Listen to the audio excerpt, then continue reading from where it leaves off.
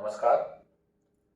Physical chemistry की class में आज सभी बच्चों का, सेकेंडरी के सभी बच्चों का स्वागत है। आज 4th यूनिट शुरू हो रही है, इलेक्ट्रोकेमिस्ट्री फर्स्ट। सबसे पहले हम देखें इलेक्ट्रोकेमिस्ट्री या विद्युत रसायन कहते किसे हैं। विद्युत धारा और उससे संबंधित रसायन का अध्ययन विद्युत रसायन कहलाता है।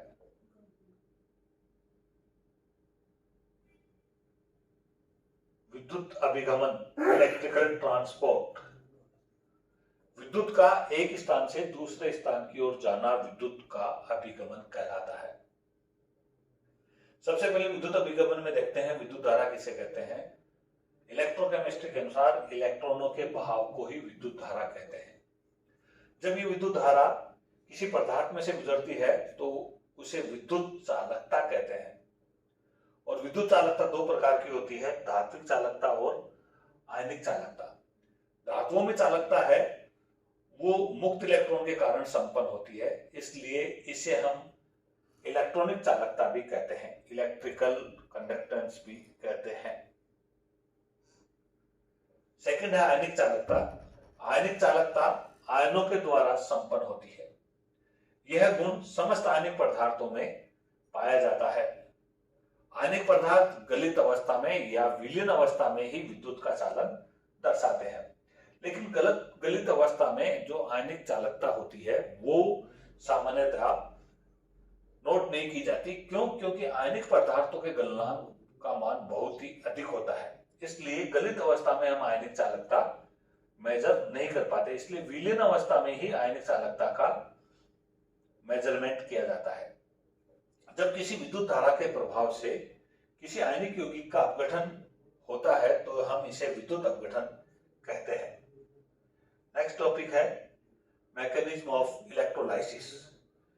इलेक्ट्रोलाइसिस या विद्युत अपघटन करने के लिए हम एक ऐसा बीकर लेते हैं और उस बीकर में आयनिक पदार्थ का विलयन लेकर उस पर दो धातु के इलेक्ट्रोड लगा देते हैं और इन दोनों धातु के इलेक्ट्रोडों को हम सेल से जोड़ देते हैं। तो जैसे ही हम इस सेल से विद्युत धारा प्रवाहित करते हैं तो यहाँ इलेक्ट्रोडों के द्वारा विद्युत धारा इस विलयन में प्रवाहित होती है और विलयन में जो आयनिक यौगिक है उसका आयनन हो जाता है।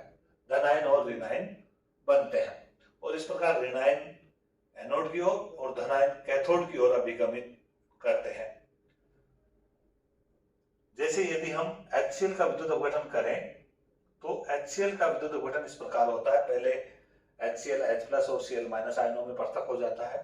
उसके बाद H+ आयन कैथोड की ओर अभिगमन करके कैथोड पर मुक्त हो जाता है हाइड्रोजन गैस के रूप में, और इसी प्रकार क्लोराइड आयन एनोड की ओर अभिगमन करके क्लोरीन गैस के रूप में एनोड पर मुक्त हो जाता है। इस प्रकार हम देखें कि एनोड बैटरी के धनात्मक पोल से तथा कैथोड बैटरी के ऋणात्मक पोल से जुड़ा रहता है। विद्युत का प्रभाव विलयन में उपस्थित कुछ आवेशित कणों की गति के कारण होता है, जिन्हें हम आयन कहते हैं।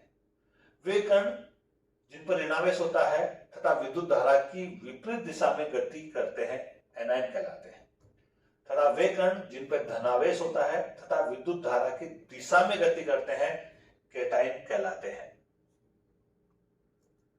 अतः कैटायन कैथोड की ओर तथा एनायन एनोड की ओर गमन करते हैं, गति करते हैं। वे आयन अपने से विपरीत आवेशित इलेक्ट्रोडों पर पहुंचकर अपना आवेश त्याग देते हैं तथा उदासीन अणु के रूप में इलेक्ट्रोडों पर मुक्त हो जाते हैं। जैसे हमने बताया था हाइड्रोजन या प्रोटॉन H2 गैस के रूप में और क्लोराइड आयन क्लोरीन गैस के रूप में मुक्त हो जाते हैं। विद्युत अपघटन में जो अपघटन क्रिया है वो फैराडे के नियम का पालन करती है। फैराडे के नियम दो हैं, first law and second law. सबसे पहले हम देखें फैराडे का फर्स्ट नियम। फैराडे के फर्स्ट नियम के अनुसार हम देखें कि विद्युत अपघटन क्रिया में किसी इलेक्ट्रोड पर मुक्त हुई पदार्थ की मात्रा उस विलयन में प्रवाहित की गई विद्युत धारा के समानुपाती होती है, अर्थात W proportional to Q। W क्या है यहाँ? इलेक्ट्रोड पर मुक्त हुई पदार्थ की ग्राम में मात्रा, और Q क्या है यहाँ? प्रभावित हुई विद्युत की मात्रा कूलाम में। और जेड क्या है? विद्युत रासायनिक तुल्यांक। यदि यहाँ हम विलयन में 1 कूलम विद्युत धारा प्रवाहित करें तो W बराबर क्या हो जाएगा? जेड हो जाएगा, अर्थात समीकरण 3 प्राप्त हो जाएगा। तो समीकरण 3 के अनुसार देखें कि किसी भी आयनिक पदार्थ के विलयन में यदि 1 कूलम विद्युत धारा प्रवाहित की जाए तो इलेक्ट्रोड पर मुक्त हुई पदार्थ की मात्रा ही उस पदार्थ के लिए विद्युत रासायनिक तुल्यांक कहलाता है, अर्थात W बराबर क्या हो जाएगा? जेड हो जाएगा। यदि यहां हम देखें Q बराबर आई टी, जहां I क्या है? एम्पियर में विद्युत धारा, T क्या है? समय।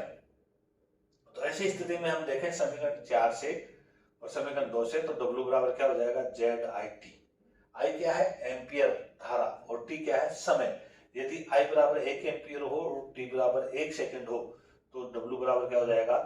जेड। अर्थात किसी पदार्थ के विलयन में यदि 1 एम्पियर विद्युत धारा 1 सेकंड तक प्रवाहित की जाए तो मुक्त हुई पदार्थ की मात्रा को उस पदार्थ का विद्युत रासायनिक तुल्यांक कहते हैं।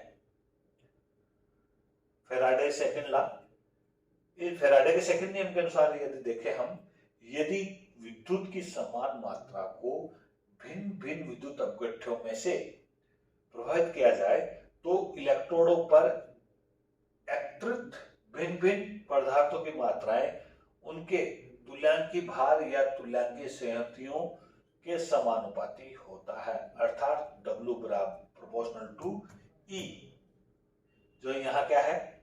तुल्यांकी भार, और W क्या है? एकत्रित पदार्थ की मात्रा, या W अपॉन E बराबर स्थिरांक, अर्थात W1 अपॉन E1 बराबर W2 अपॉन E2, या W1 अपॉन W2 बराबर E1 अपॉन E2।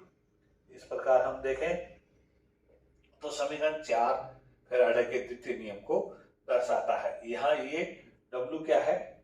एकत्रित पदार्थ की मात्रा बराबर ये E बराबर क्या है? पदार्थ की तुल्यांकी भार या संहति। अगर हम यहाँ देखें कि किसी भी पदार्थ के विलयन में यदि 96484.56 कूलम या 1 फैराडे विद्युत धारा को प्रभावित किया जाए तो इलेक्ट्रोड पर मुक्त हुई पदार्थ की मात्रा उसके तुल्यांकी संहति के बराबर होती है। अगला है टॉपिक हमारा ओम लॉ, ओम का नियम। इस नियम के अनुसार देखें तो किसी भी चालक में बहने वाली विद्युत धारा की शक्ति I चालक पर लगाए गए विभवांतर E तथा E के समानुपाती तथा चालक के प्रतिरोध R के व्युत्क्रमानुपाती होती है, अर्थात I बराबर E अपॉन R, जहां I क्या है? विद्युत धारा एम्पियर में, E क्या है? विभवांतर वोल्ट में, R क्या है? स्थिरांक ओम प्रतिरोध ओम में, अर्थात I बराबर E अपॉन R। यही ओम का नियम है। इस प्रकार आज की क्लास में इतना ही। इसकी पीडीएफ भी आपको उपलब्ध करवाई जा चुकी है। Next we meet tomorrow. Thank you. अब एक बात बता दो ना।